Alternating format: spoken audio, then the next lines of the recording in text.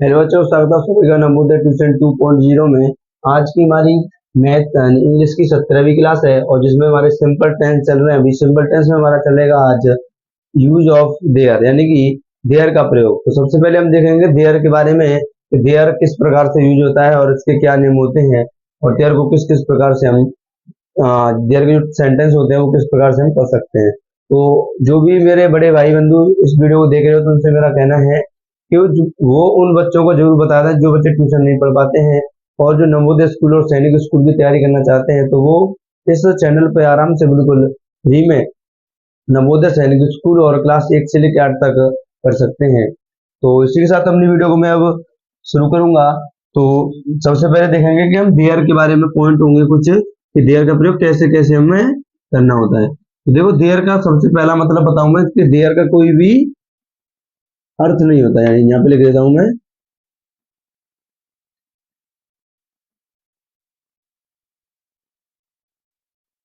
इसका कोई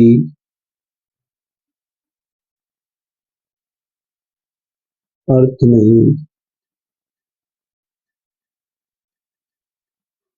होता है। यानी जो देयर होता है उसका कोई हिंदी मीन नहीं होता, यानी कि उसका कोई अर्थ नहीं होता है। और इसके बाद इसमें कुछ पॉइंट और, जैसे जैसे इसमें देयर का प्रयोग करेंगे तो इसमें हम प्रेजेंट और पास्ट के बारे में बात करेंगे। किसके बारे में? प्रेजेंट और पास्ट। ठीक है, तो जब प्रेजेंट में बात होगी तो देयर का कोई मीन्स होता नहीं है। और इससे पहले मैंने आपको इट का प्रयोग बताया था कि इट के प्रयोग में मैंने बताया था कि जो इट होता है वो कैसा होता है, एक सिंगुलर सब्जेक्ट होता है। कैसा सब्जेक्ट होता है वो? सिंगुलर। लेकिन जो देयर होता है वो ना तो सिंगुलर होता है ना ही प्लूरल होता है। देयर के साथ जो वर्ब लगती है वो नाउन के अनुसार लगती है, यानी कि जो देयर के बाद में जो नाउन आता है उसके अनुसार टेंस में क्या लगाई जाती है? वर्ब। यानी कि टेंस को पहले पहचानेंगे कि टेंस एक वचन के बारे में बात हो रही है टेंस में, कि बहुवचन टेंस है यानी कि सिंगुलर टेंस बन रहा है कि प्लूरल। उसके हिसाब से इसमें क्या लगाते हैं? हम वर्ब लगाते हैं। ठीक है, तो अगर सब्जेक्ट, अगर इसमें जब जब टेंस सिंगुलर बनेगा यानी कि जब सिंगुलर टेंस होगा तो यहाँ पे देयर के साथ किसका प्रयोग करेंगे? इज का प्रयोग करेंगे। यानी प्रेजेंट, यहाँ पे लिख देता हूँ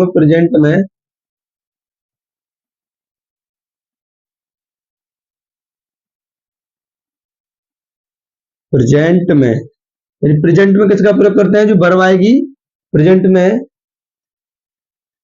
यहाँ पे लिख देता हूँ, प्रेजेंट में वर्ब क्या आएगी? यहाँ पे या तो आएगी इज या क्या आएगी? आर। दो आती है, या तो इज आएगी या आर आएगी। और जब पास्ट में बात करें हम, पास्ट में पास्ट में जो वर्ब होगी वो क्या आएगी इसके साथ? या तो हो जाएगी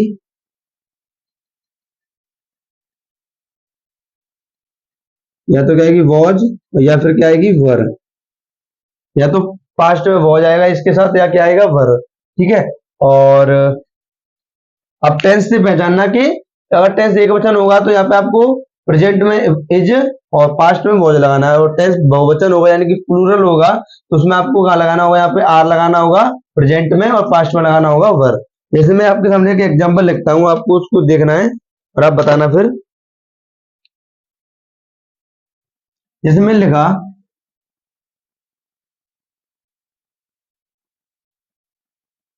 एक राजा था। एक राजा था, यहाँ पे कितने यहाँ पे कितने के बारे, कितने राजाओं के बारे में बात हो रही है? एक राजा के बारे में। यानी एक राजा के बारे में बात हो रही है, तो यहाँ पे क्या लगाएंगे? एक वचन। अब आपको यहाँ पे ये भी दिख रहा है, यहाँ पे कोई सब्जेक्ट नहीं है। क्या कोई नहीं? यहाँ पे क्या नहीं है? कोई सब्जेक्ट नहीं है। ठीक है, तो एक राजा था, बस इतना है। तो इसको कैसे बनाएंगे हम सभी? तो इसको सबसे पहले आपको लिखना होगा इसमें देयर। किससे स्टार्ट करेंगे? देयर से। देयर। अब एक राजा, तो इसके बारे में क्या आएगा? यहाँ पे इज आएगा। सॉरी, इज नहीं आएगा, क्योंकि क्या आएगा इसमें? क्योंकि लास्ट में क्या आ रहा है? था, यानी था आ रहा तो इसमें पास्ट में, और पास्ट में तो उसके साथ यहाँ पे क्या आएगा? वॉच। There watch. और यहाँ पे क्या है? एक राजा, तो एक राजा के लिए यहाँ पे अ किंग। ठीक है, ऐसे बनेगा ये। प्रेजेंट में कैसे बनेगा? जैसे मैं एक और एग्जांपल लिख दूं आपके लिए।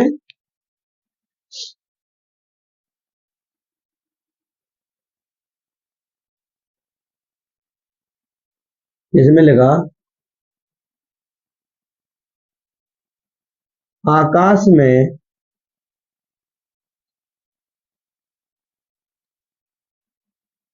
बादल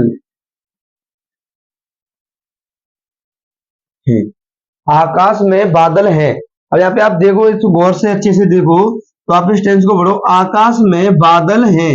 अगर मैं बोलता कि आकाश में बादल है, यानी कि एक तो क्या होता है, एक बादल होता था, लेकिन जो टेंस बनेगा वो हमेशा ऐसे प्लूरल ही बनेगा, क्योंकि बादल तो एक से ज्यादा ही होंगे यहाँ बादल में, आकाश में। तो कैसे बनेगा, आकाश में बादल है, यानी कि एक से ज्यादा बादल है। तो वहां पे आप किसका प्रयोग करोगे, सबसे पहले देयर का। आकाश यहाँ पे सब्जेक्ट नहीं है, ये क्या है, आकाश में, यानी कि ये अदर वर्ड के रूप में जाएगा। तो कैसे स्टार्ट होगा, ये देयर।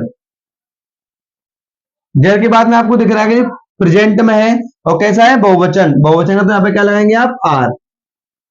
आपको टेंस को पहचानना है पहले कि टेंस प्रेजेंट में है कि पास्ट में, उसके हिसाब से आर हमने टेंस को करना है। जब मैं लिखा there are, there are, there are कौन है, ये बादल का मतलब होता है cloud. There are cloud.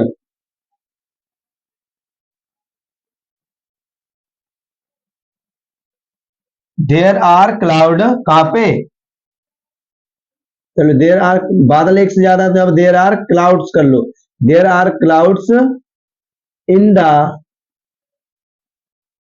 Sky, last में आएगा फुल स्टॉप।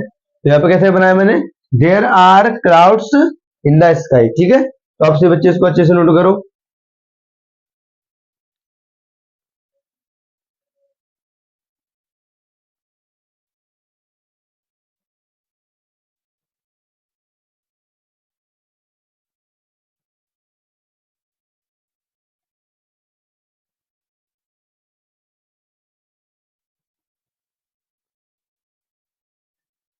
इसकी वजह से एक और एग्जांपल मैं एक और बता रहा हूं आपको। जैसे मैंने लिखा,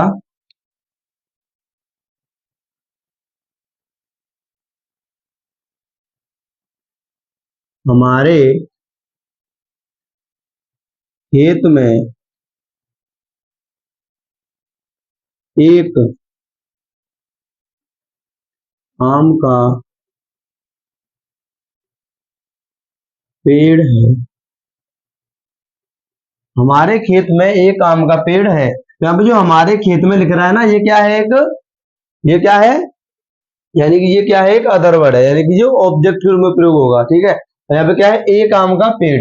ऐसे में पहले एक आम के पेड़ के हिसाब से बनेगा। तो इसको कैसे करेंगे, देखो, सबसे पहले आपको इसमें देखना है कि यहाँ पे भी सब्जेक्ट नहीं है, सब्जेक्ट भी नहीं है इसमें भी, तो क्या करेंगे यहाँ पे, इसमें यहाँ पे किससे स्टार्ट होगा, देयर से। देयर से।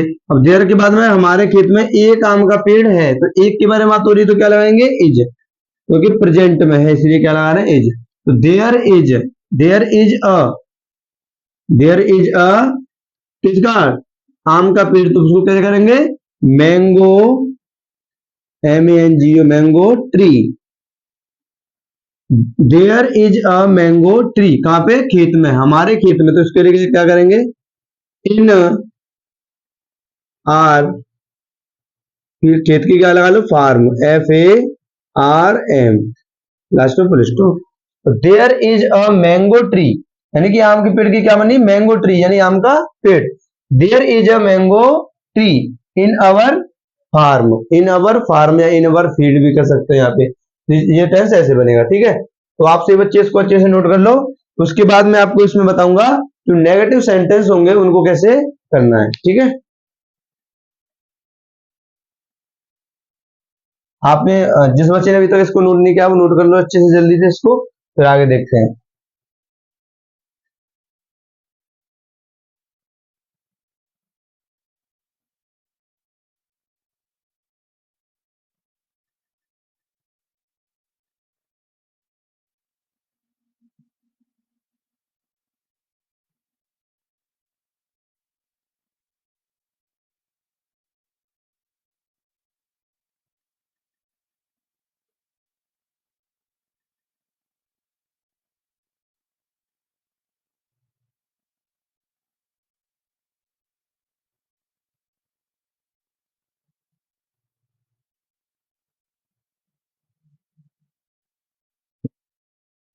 तो जैसे मैंने अगला सेंटेंस, अब क्या करेंगे इसमें, नेगेटिव, यानी पॉजिटिव के मैंने टेंस कर लिए कुछ, अब देखेंगे नेगेटिव,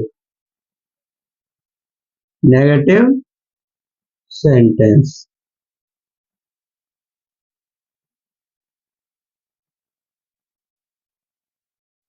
ठीक है, तो नेगेटिव सेंटेंस में देखो सबसे पहले जैसे मैंने लिखा,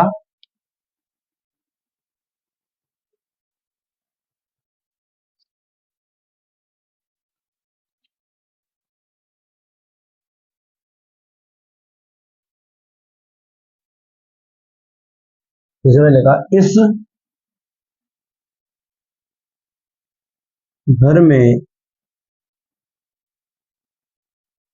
10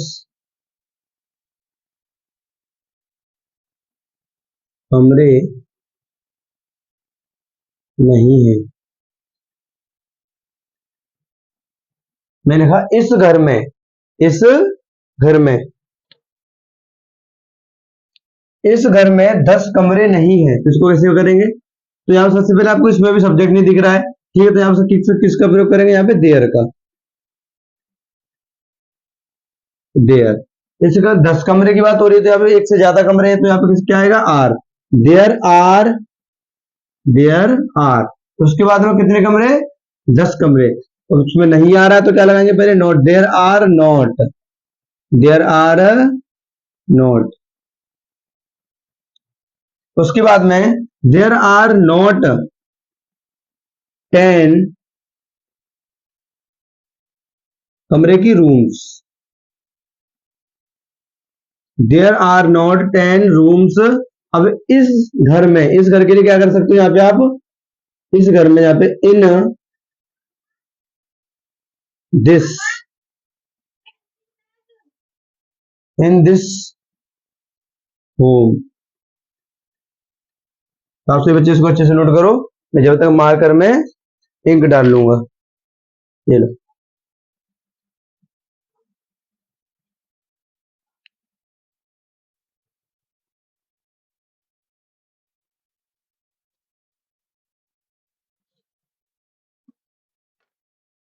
ये टेंस कैसे बनेगा? There are not 10 rooms in this home, in this home.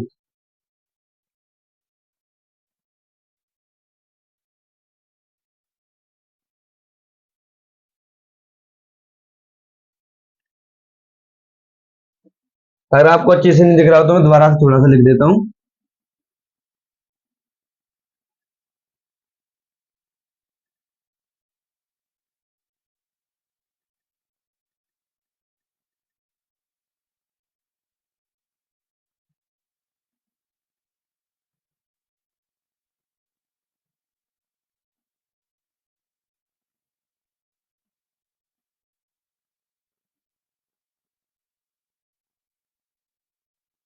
ठीक है, आप दिख रहा हो सही से।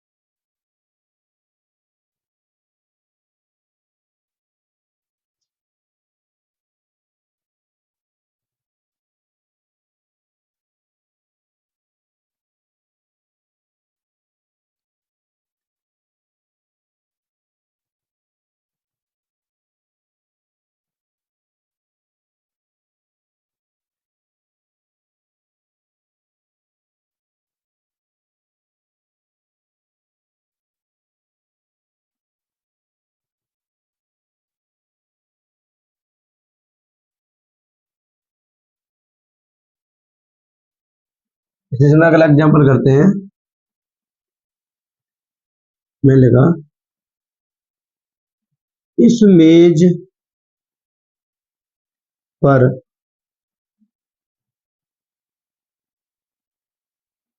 कोई प्याला, इस मेज पर कोई प्याला नहीं था। इसमें लगा इस मेज पर कोई प्याला नहीं था। ये जो मेज आपको दिख रही है इस पर कोई प्याला नहीं था, यानी इस प्रकार टेंस है ये। इसको कैसे करेंगे हम? सबसे पहले दिख रहा है आपको इस मेज पर, यानी ये तो क्या है अदर वर्ड है, लास्ट में आना है। अब कोई प्याला नहीं था, इसमें सबसे पहले भी इसमें भी सब्जेक्ट नहीं, तो यहाँ पे किसका प्रयोग करेंगे, देयर का। देयर, देयर के बाद में कोई प्याला नहीं था, यानी कि एक भी प्याले की बात नहीं हो रही है, यानी कि यहाँ पे तो कैसा होगा, सिंगुलर होगा। कैसा होगा, सिंगुलर, यानी देयर इज, देयर इज, यहाँ पे आएगा नो। अब देखो यहाँ पे कोई कोई नहीं के लिए आप क्या लगा सकते हो, नो लगा सकते हो। अगर नॉट लगाओ तो गलत सा लगेगा थोड़ा। देयर इज नॉट, कप करोगे तो गलत हो जाएगा। देयर कैसे करो, there is no cup, there is no cup, कहां पर, ऑन द, मेज की होगी टेबल, ऑन द टेबल, ठीक है, लास्ट में आएगा फुल स्टॉप। तो there is no cup on the table, यानी कि जो मेज है उस पर कोई भी प्याला नहीं था। तो आप सभी बच्चे इसको अच्छे से नोट कर लो।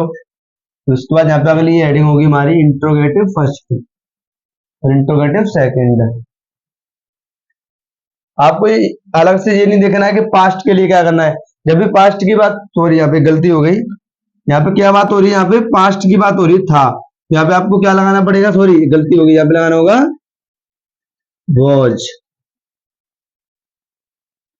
यहाँ पे वॉज आएगा। तो ये बच्चों को ध्यान से देखना है कि there was no cup on the table, यानी कि लास्ट में किस में था, टेंस पास्ट में था, इसलिए यहाँ पे क्या आएगा, वॉज। ठीक है, अगर प्रेजेंट में होगा तो इज या आर में से आएगा, और पास्ट की बात होगी तो वॉज या वर में से आएगा। ठीक है, और टेंस एक वचन होगा तो क्या लगाएंगे, प्रेजेंट में इज और पास्ट में वॉज, और टेंस बहुवचन होगा तो प्रेजेंट में आर और पास्ट में वर प्रयोग करेंगे। ठीक है, इसके बाद अगली हेडिंग में डालता हूं आपके लिए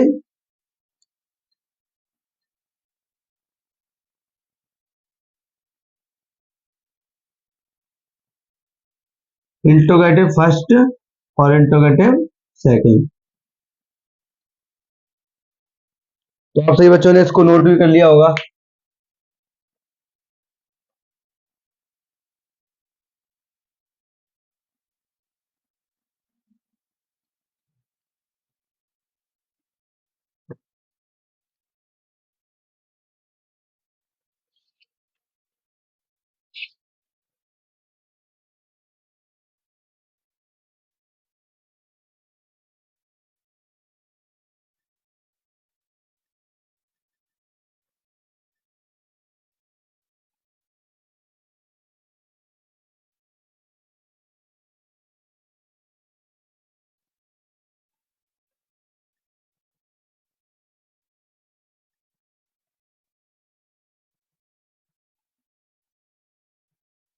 जैसे मैं लगा इंट्रोगेटिव फर्स्ट का सेंटेंस आपके लिए,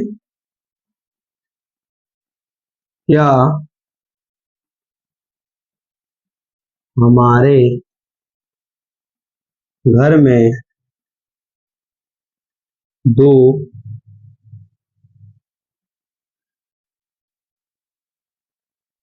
कार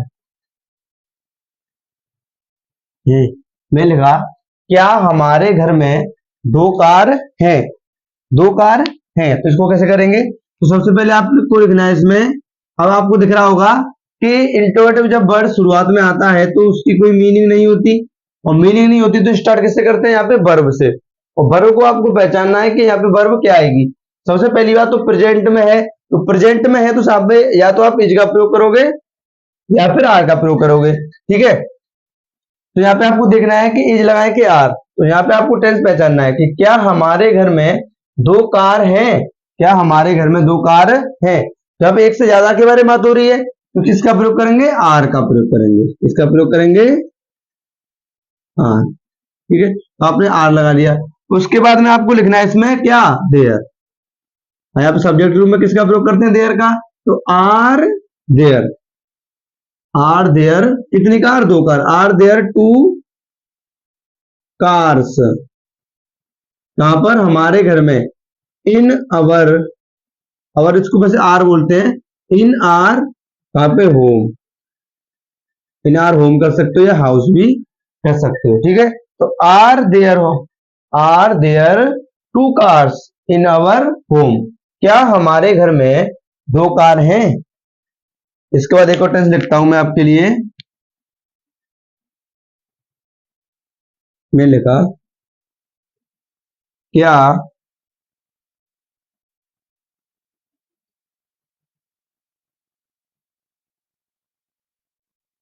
क्या बगीचे में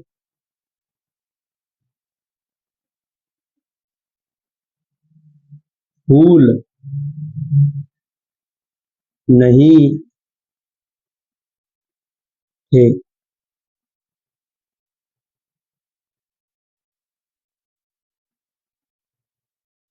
क्या बगीचे में फूल नहीं थे? तो ये वाला कैसे करना है आपको? क्या बगीचे में फूल नहीं थे? तो देखो सबसे पहले आपको दिखा यहाँ पे क्या, अब क्या की मीनिंग तो कोई बनेगी नहीं, तो यहाँ पे इसका किसमें किसका प्रयोग करना पड़ेगा? देयर का। देयर का प्रयोग करेंगे तो उससे पहले वर्ब लगाते हैं, देयर के साथ वर्ब क्या आएगी उसको देखते हैं। बगीचे में फूल नहीं थे, यानी कि एक से ज्यादा के फूलों के बारे में बात हो रही है, तो यहाँ पे किसका प्रयोग करेंगे? और पास्ट में है तो क्या आएगा? वर। किससे स्टार्ट होगा ये? वर से। तो वर, वर के बाद में आपको क्या लगाना है? देयर। वर देयर, फूल नहीं, वर देयर। अब मैंने आपको एक बात मैं सिखा चुका हूं कि जो नॉट होगा वो नेगेटिव सेंटेंस में वर्ब के बाद में आएगा, और जब इंटरोगेटिव सेंटेंस बनाएंगे तो वहां पे जो नॉट होगा वो कहां पे प्रयोग होगा? सब्जेक्ट के बाद में प्रयोग होगा, वहां पे सब्जेक्ट के बाद में। तो अब सब्जेक्ट क्या है? देयर, तो देयर के बाद में प्रयोग होगा नॉट। तो were there not, were there not flowers, FLOWERS। यहाँ पे एक से ज्यादा के बारे में होती है तो क्या एक के ज्यादा से बारे में बात हो रही है, फ्लावर्स हो जाएगा। वर देयर नॉट फ्लावर्स, कहां पे? बगीचे में। इन द, बगीचे की क्या होगी? गार्डन। क्या होगी? गार्डन। लास्ट में आएगा इंट्रोगेटिव मार्क। तो were there not flowers in the garden, यानी कि बगीचे, क्या बगीचे में फूल नहीं थे? फिर उसके बाद एक और एग्जांपल देख, अब देखते हैं इंट्रोगेटिव सेकंड का। इसका देखेंगे इंट्रोगेटिव सेकंड का, इंट्रोगेटिव सेकंड कैसे प्रयोग होगा, ठीक है।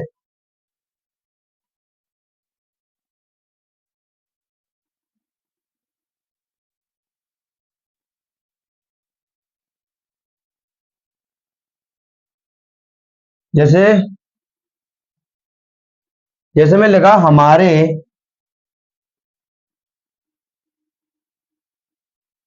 घर में कितने, हमारे घर में कितने पंखे, हमारे घर में कितने पंखे हैं, हमारे घर में कितने पंखे हैं, तो ये वाला टेंस करना है। अब यहाँ पे आपको जो कितने दिख रहा है ये क्या है? एक इंट्रोगेटिव वर्ड है, तो इसकी स्पेलिंग आएगी। इसकी स्पेलिंग क्या होती है? हाउ मेनी होती है, या क्या होती है? How much. जिन चीजों को गिन सकते हैं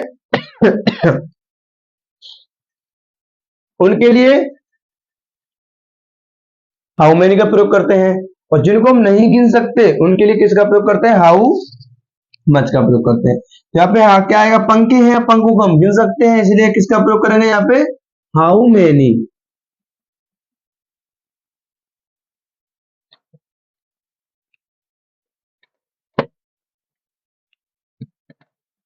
मिलेगा हाउ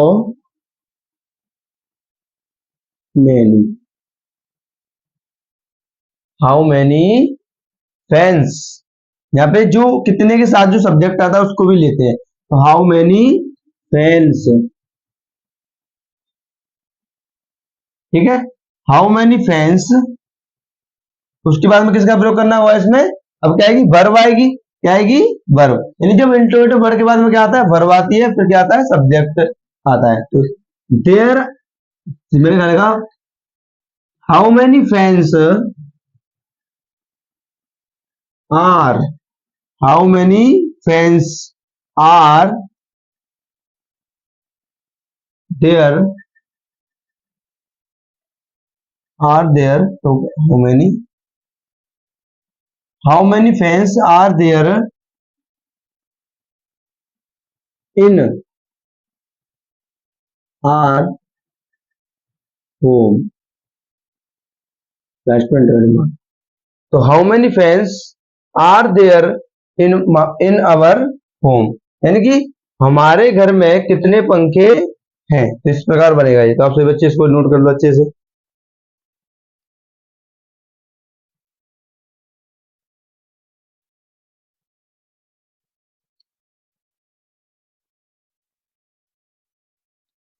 जैसे मैंने दूसरा आपके लिए एक और एग्जांपल लिखता हूँ, चलो ऊपर यहाँ पे लिख देता हूँ। जैसे मैंने लिखा आकाश में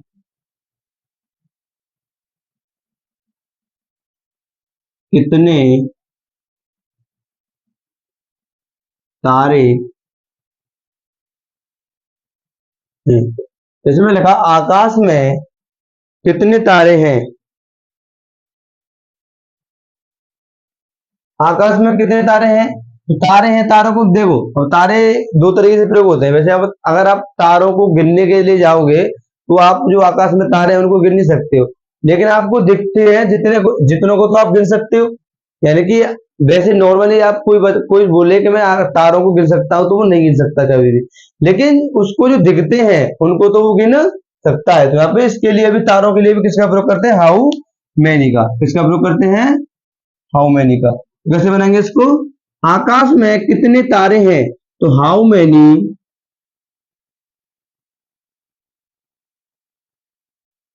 stars,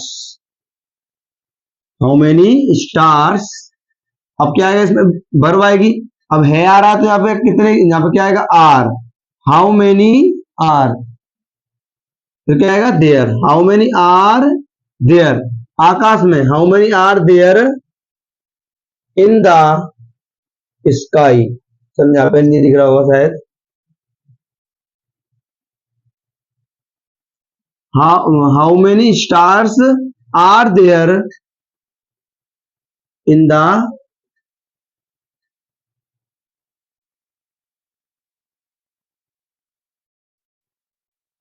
sky. How many stars are there in the sky, ये इस प्रकार बनेगा। ठीक है, यानी कि आकाश में कितने तारे हैं।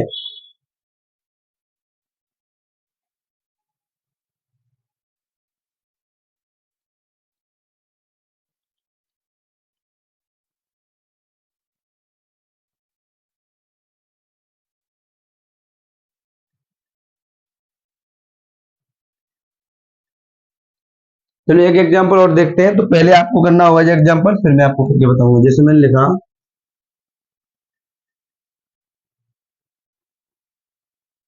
प्याले में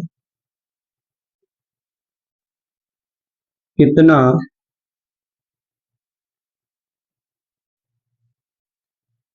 दूध, प्याले में कितना दूध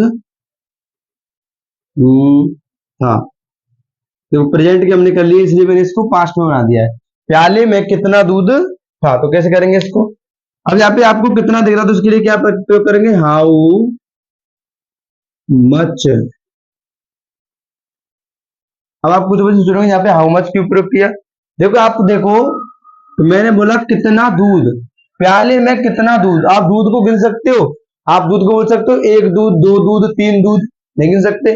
तो जिन चीजों को हम गिन नहीं सकते हैं, और एक तरीका और है इनका, जिन चीजों को हम यानी कि तौलते हैं, क्या करते हैं, जिन चीजों को हम तौलते हैं उनके लिए किसका प्रयोग करते हैं, हाउ मच का। जैसे चीनी को तौलते हैं और तेल को तौलते हैं, जिनके लिए किसका प्रयोग करेंगे, मच का। और एक और तरीका है इसका पहचानने का, यानी कि जो तरल पदार्थ होते हैं, जितने तरल का मतलब जितने भी ऑयल होते हैं, ऑयल तेल होता है, यानी जितने भी जो रिफाइंड ऑयल वगैरह सभी होते हैं, उनके लिए किसका प्रयोग करते हैं, यानी जो तरल पदार्थ होते हैं सभी के लिए हाउ मच का प्रयोग करेंगे। और दूध कैसा पदार्थ होता है, तरल पदार्थ होता है। तरल का मतलब चीकना होता है, वैसा होता है। ठीक है, तो हाउ मच मिल्क,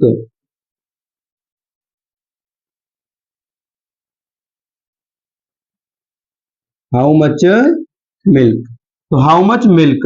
अब यहाँ पे प्याले में कितना दूध था, यानी कि एक वचन के बारे में बात हो रही है, हाउ मच मिल्क। अब क्या आएगा इसमें verb, how much milk was there, was there. और यहाँ पे क्या आ रहा है, प्याले में, in the cup. How much milk was there in the cup, यानी कि प्याले में कितना दूध था। ठीक है, तो आप सभी बच्चे इनको आराम से समझ गए होंगे, और मैंने अभी इनके मतलब करीब आपको 10-12 प्रश्न बता दिए, तो इससे आपकी प्रैक्टिस भी हो गई। ठीक है, तो इसके बाद मैं अपनी वीडियो को अब समाप्त करूंगा। जो भी नए बच्चे जुड़े हैं तो इस चैनल से वो आराम से नवोदय सैनिक स्कूल और क्लास 1 से लेकर 8 तक पढ़ सकते हैं। तो आप आराम से इस चैनल पर पढ़ते रहिए और आराम से नवोदय सैनिक स्कूल के लिए तैयारी कीजिए। ठीक है, तो इसी के साथ अपनी वीडियो को मैं अब समाप्त करूंगा। सभी बच्चों को जय हिंद, वंदे मातरम।